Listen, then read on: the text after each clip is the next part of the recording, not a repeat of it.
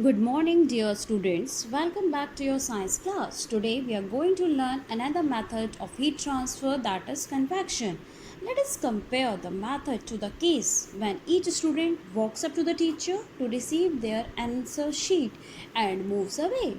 Similarly, the molecules in air or a liquid after gaining heat moves away from the source of heat.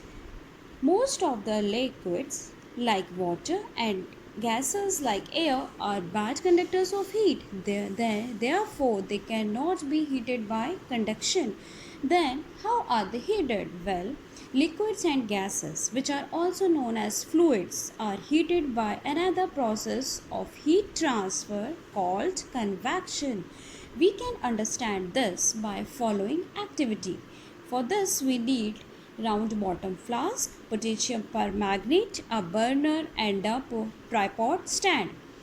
Let us perform the activity to show that liquids transfer heat by convection. Procedure: gently place a small crystal of potassium permanganate into a round bottomed flask containing cold water. Then heat the water near the crystal with a small burner flame. Then observe the movement of the purple colored solution.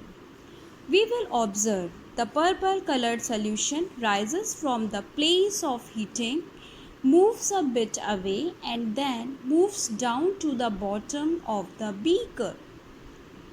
How does it happen? Well, when water at the bottom of flask near the flame gets heated, it expands and becomes lighter. So hot water rises upwards and carries heat to the surface, whereas the colder water, being heavier present on the surface, moves downwards to take the place of hot rising water towards the source of heat.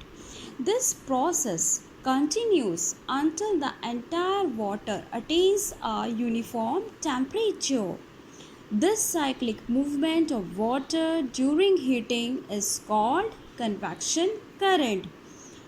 So, only liquids and gases transfer heat by convection because their molecules are quite free to move, whereas solids cannot transfer heat by convection because in solids the constituent particles cannot leave their positions and are closely packed.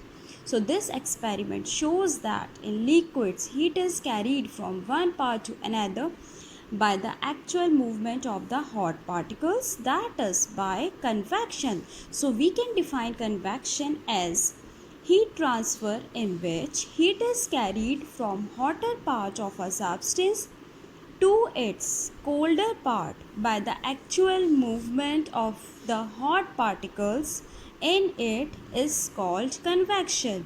So this is all about convection. In the next videos we will discuss about the applications of convection.